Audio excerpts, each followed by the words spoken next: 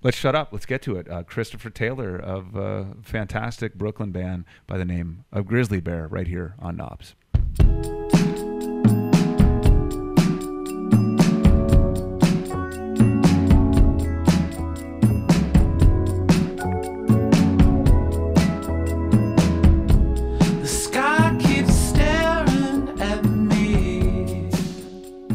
Hello. Hey, is Chris there?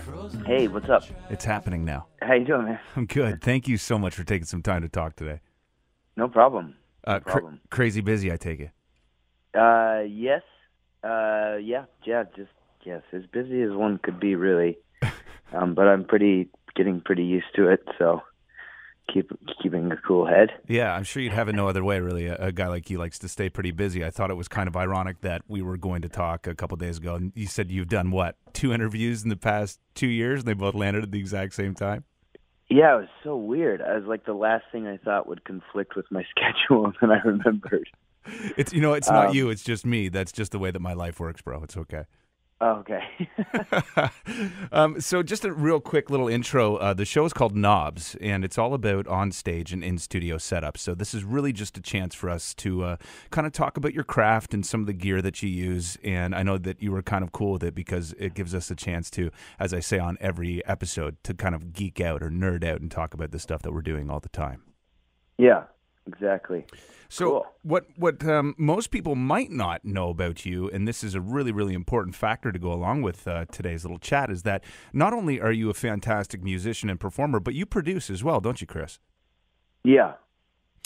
And some of the stuff that you've been working on lately, actually, this is kind of funny because this is why your time got eaten up the last time I was trying to talk to you, is because you were talking about this album from Miles Benjamin, Anthony Robinson. Now, did you say it was 10 years ago? Yeah, it's pretty much 10 years old at this point. They're doing a documentary because I guess he did an album with me and then his follow-up, and then he kind of just stopped making music for like 7-8 years or whatever. So, and now he's actually made another album, and this guy approached me to do a documentary, and so I fit into that story. Cool. Yeah, that's very cool. You've done some other pretty hefty work with bands that we love here as well, including your own stuff, obviously, and Dirty Projectors, Morning Benders, stuff like that. Have you been producing other people's records since the last project that you've been working on? What has it been? I worked in the last year. I guess I did Tan Line's last record. I just wrapped a record with this guy Kishi Bashi, and then also this band called Regal Deagle from Brooklyn. Regal Beagle? And then yeah. Band name of the year, right there. I love it.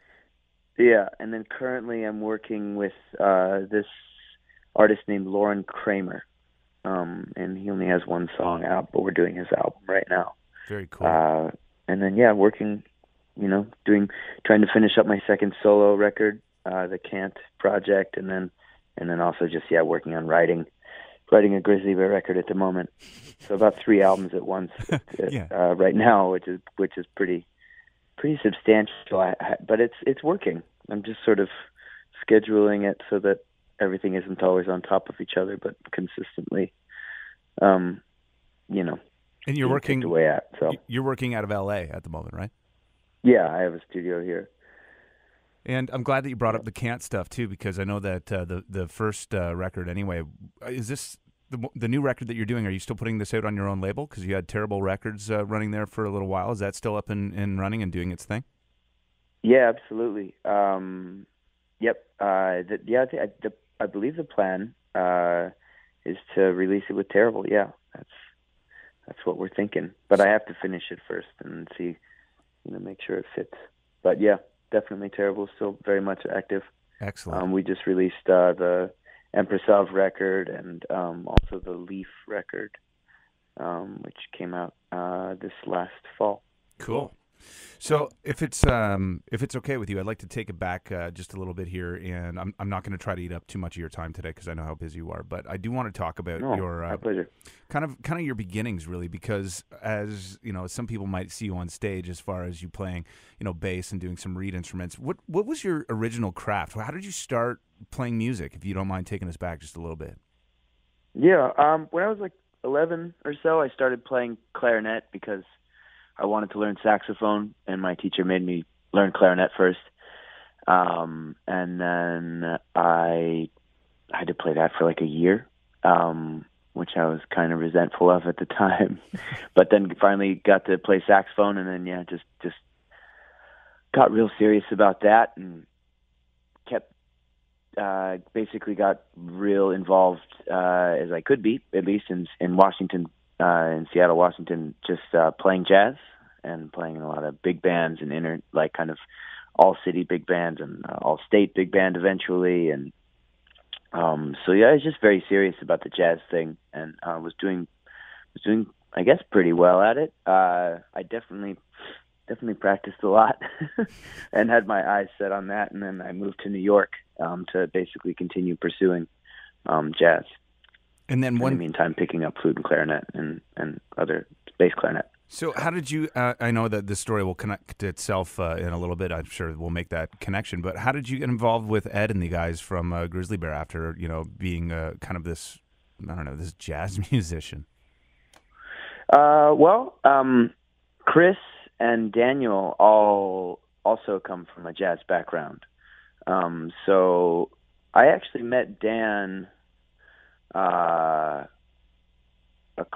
he lived across the hall from me freshman year of college, and he was one of the first people I met in New York. And we became friends pretty instantly, talking music and stuff.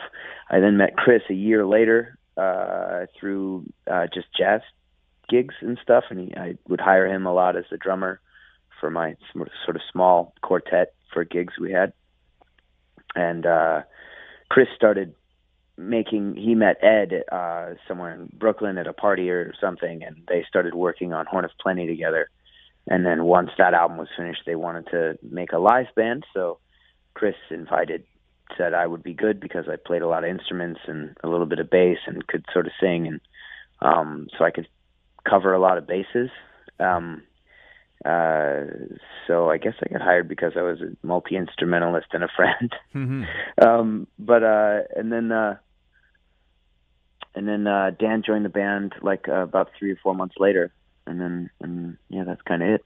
Man, it's kind of crazy to think about that as, you've seen the evolution of this band and everything that you've been doing now. Is it kind of strange to see yourself at, in a dorm room across the hall from some of those guys, and now to see the likes of the places that you've played and how, you've evolved as a musician? Is that kind of crazy to you? Do you ever step back and look at that?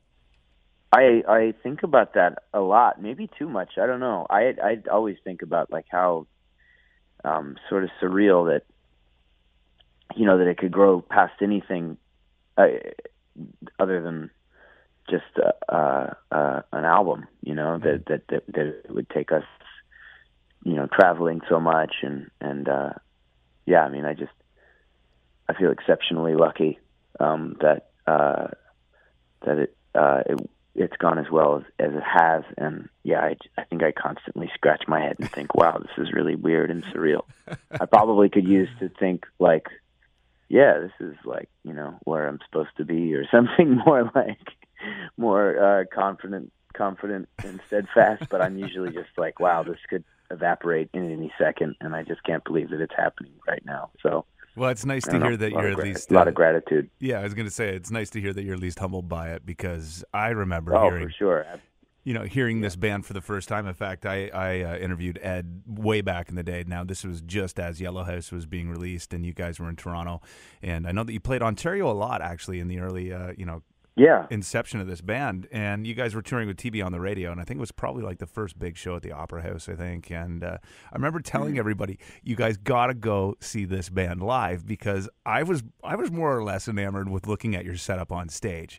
And I remember telling people, like, you got to go see what this dude on the far left of the stage is doing, because not only is he playing bass and then singing third-part harmonies, but You have more toys at your feet than I think any, I don't want to say like of your contemporaries, but any band that I've seen in the past little while. Can you kind of take us through, Yeah. take us through what the hell's going on at your feet, Chris Taylor? Yeah, well, there's a lot of pedals. There's, I think, something like 18 or so things, and I have usually either a radio or a tape player for basically grabbing live sort of unplannable samples, sort of, just for sort of, I don't know, arbitrary noise, if you will, and to add sort of, to make textures out of and sample and then run through effects and loop and things like that. And then and then horns wise, it'll be like, always flute and clarinet, these days tenor saxophone, bass clarinet, and then I don't know. Yeah, we'll see what's next, but I'll probably add something else. I don't know. I've been playing a lot of soprano saxophone, so maybe that'll somehow fit. I don't know. So you probably still have like some of these staples that are, part of your arsenal, so to speak. But have you been introducing newer is there any new gadgets or new toys that people that like to listen to this podcast might go, oh, I should go check that out, No, I'm just kind of using what I have. And then it always comes down to, once a song, let's just say like once the album is finished, which is sort of, unforeseeable amount of time from now. I wish I could say it was sooner, but we're still writing. But let's say once, sort of hypothetical said album is finished, we then practice, and then I decide, kind of what I can, what I can manage to get to, within the song. Usually now I'm playing a lot of bass, so it's like, but sometimes bass is, kind of too boring, so it's better to use something else to serve the low end purposes, and or maybe it's just a moment for texture instead of bass. But I mean, I really can't ever plan until we're actually there rehearsing for the show as to what it is I'll be doing throughout the song. And then once I figure out the order of operations, it's a matter of me rehearsing it kind of throughout the whole tour, because there's just so many elements that I just sort of constantly try and improve my performance on each one of them every night. So I always have something to do. So I don't know. Yeah, it feels like it's always kind of an evolving process. But no new toys at the moment. I feel like for the moment, just focusing on what I have is more than enough. It is kind of crazy. I tried to send, my partner in crime, Chris, who also is, the co-host for the show. I sent him a photo, basically, of the last, I think it was probably for the Vekatimist sessions, and there was just this photo of just all the gear kind of at your feet. And my comment was, do you think this guy's going to be, ideal for this show? And he just sent back, a text laughing because there's just such this mishmash and array of different toys. I'm wondering, is the same thing happening in studio now when you guys actually sit down? Do you just kind of bring everything that you have and throw it into the studio and then say, what are we going to use here? Or is it more methodical than that? No, it's definitely not. Well, I don't know. I mean, it's not, there's all the what you might call more like textural or secondary parts, So I guess in terms of method, the first thing is I've just been focusing on writing as good a songs as I can, which involves me, laying down, the drum programming and the keyboard part and the guitar part and the bass part. And so I focus on those elements and then work on the melody with Ed. And then so I've just been focusing on writing for the moment. And there's no sort of sense in really getting into all the bells and whistles until the song is actually determined to be worthwhile. Because the bells and whistles, I don't feel like really make or break a song. They just sort of enhance, hopefully. So I guess in terms of method, that's about as methodical as it gets. It's just focusing on writing the song. When it's actually time to record, which is where we're not at yet, I do like to have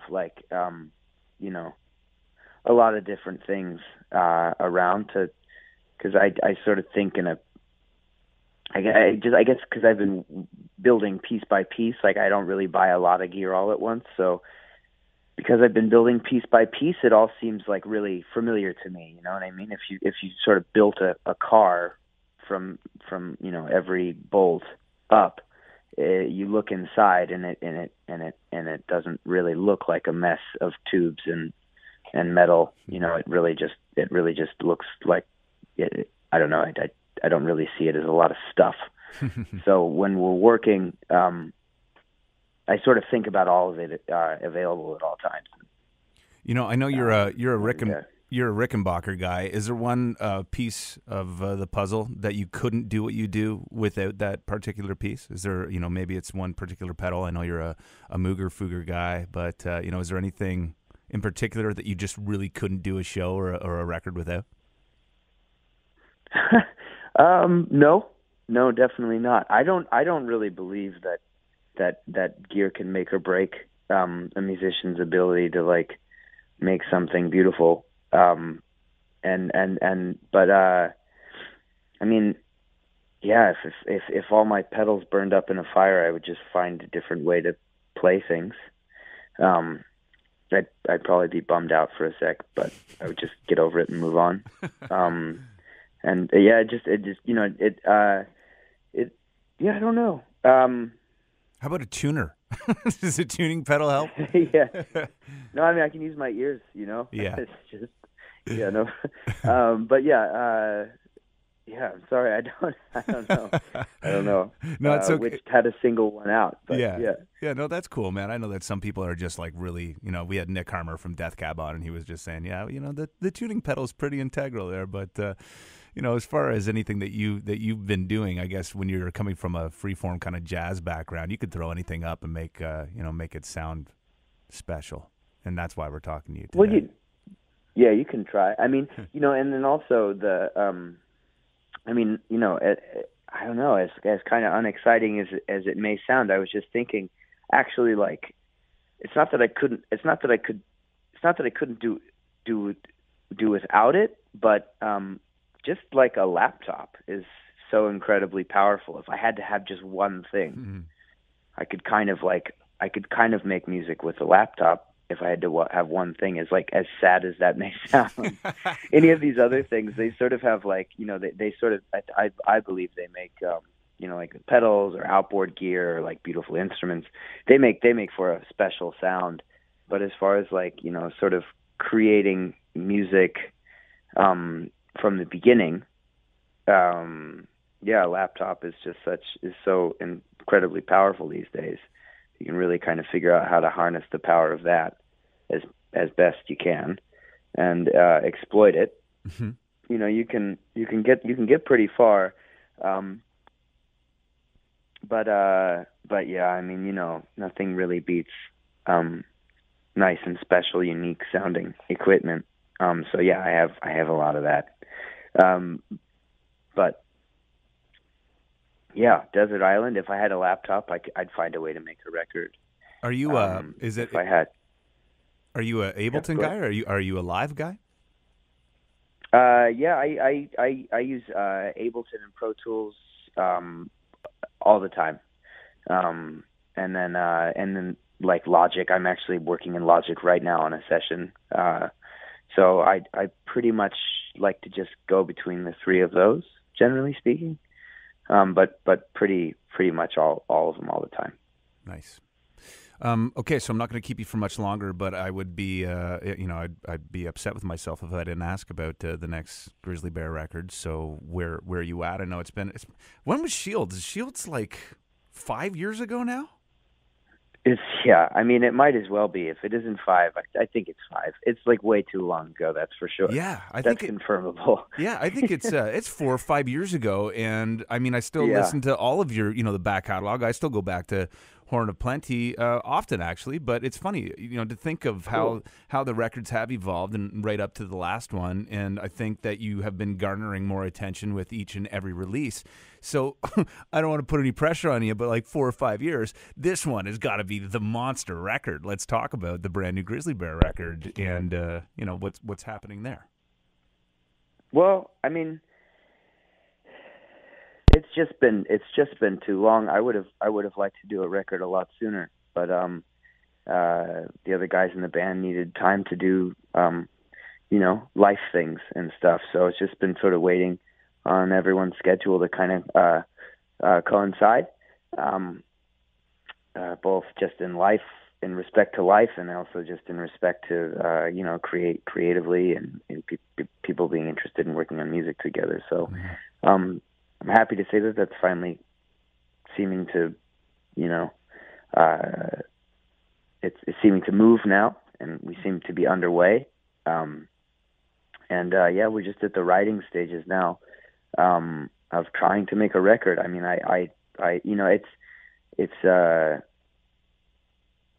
you never know what will happen. I wouldn't have guessed it would be 5 years between releases, but it was. Mm-hmm. So for me to even expect anything at this point would be unrealistic. But if I had it my way, we'd finish a record this year. But we'll see. I don't know. It's not up to me. If it was, we'd had a record out 2 years ago, 3 years ago even. So it's just not, it's 4 guys. We've been working together for a while now. So it's just everyone's sort of schedules have to be sort of respected and worked around. So that's just what it is. Right. Can I ask, will this one take place? Will the actual recording sessions take place in LA, or will you guys go back to that beautiful little house in Cape Cod, or have you got any of those ideas yet? Well, I mean, I don't think we'll probably go back to Cape Cod. Ed lives here. I live here. My studio's here. All the gear we've always recorded everything on and more is all here in my studio. So we'll be doing a substantial amount of writing and recording here in my studio here in LA. And then we always like to go somewhere away from home to sort of get a bit deeper into bigger ideas. And then when it comes down to like overdubbing, it'll probably be back here in LA, just because it's just everything's here. Right. But definitely no timeline yet. We're not at that point in the conversation yet. Dude, I wish it would. It would make me so happy if I could tell you a timeline. But there is none. It's just literally just working. And I know that we're going to be getting together in the next couple weeks, all together to work for a couple weeks. And see how it goes. So it's just kind of we just kind of continue to kind of pick away at things and continue writing and so I guess this time we're sort of writing a lot and which is cool. Feels good getting sort of creative juices flowing and in different directions and kind of seeing where is feeling most interesting to pursue as far as like musically, creatively. So we're sort of like, I guess still charting the course as we sort of write tunes. Mm-hmm. But there are a substantial amount of things written, and we'll see which ones end up being good ones. But yeah, that might be a few months down the road before we know that much even. Well, I think, the fact that you're even willing to talk about it a little bit. And by the way, there's never going to be just a good Grizzly Bear song. I'm sure that's just you being very modest. There's the difference between the really great and the great songs, but they always end up on the record, so that's a good thing. The fact is that it's happening and you're talking about it. And, the fact that you gave us some of your time today, man, I'm just so thankful. So thank you so much for finally making this happen. Yeah, my pleasure. Thanks for having me. Absolutely. So as you can hear, man, like we do each and every episode, kind of reflect and look back. How easy is this guy to talk to? Like, doesn't it seem like every time that we have an interview, they're all like that, exactly the right? same people, man. They're just dudes you want to have beers with. You know, like Which I pluralized beers. Yeah, that's fine. Such a city guy, man. But I'm really excited because, like I said, this comes in a timely manner that hopefully by the time this episode is out into everybody's ears, that we will be halfway through a brand new record for Grizzly Bear. And again, go back and check out everything that these guys have done, man. And I think it'll change the way that you listen to music. It's funny to hear those 4-part harmonies, pardon me, because I'm such a huge Beach Boys fan. Yeah. We've talked about that quality in some of the other artists that we've had, like the Flaming Lips and things, but it's amazing, man. A band from Brooklyn, it's rare that scene would do something vocally like that, man. It's like Laurel Canyon type stuff, absolutely. Very similar. Yeah, I do. You hear like some CSNY kind of undertones in there, and But the slower paced stuff, and I love the fact. Oh, by the way, Toronto just hit a home run as we've got the game on the big screen over here. But it was Ezekiel Carrera. There you go, 2-1. Our new hero. 2-1 Baltimore. I'll take it. That's fine. Can we live? We can't live call the game on the air. It's illegal. Well, you're getting updates. So I'm getting updates to my phone. It is. It's me. It's illegal to live call a game because we don't have the rights to the MLB. So something cool happened in the baseball game. You know what, man? Come get me. You know what? MLB. Come at me. Come at me, man. The show proudly sponsored on the behalf of ART Pro Audio. You can check out a link to their website over at our website, knobspodcast.com. And to everybody else, please get on iTunes. Give us that 5-star review. Let us kind of spread the word. And I know we've said this in the past, but we're going to be pumping out these episodes. Next episode, we will be coming to you live from North by Northeast. In fact, that's what we're doing right now, but we're hoping to get some streeters, the likes of Father John Misty and some other huge acts that are here. But you know what? I want to save all that for the next episode. But in closing, again, Chris, great to have you back, and cheers, best of luck in all your endeavors, man. You know, too, one buddy. door closes, a couple open, and I think that's certainly the case here. And for everybody else, go get some Grizzly Bear in your life. For episode 11 of Knobs, my name is Matt Diamond. I'm Chris Nickel. We'll see you next time. Episode 12, coming back from North by Northeast. Peace and love. Thanks.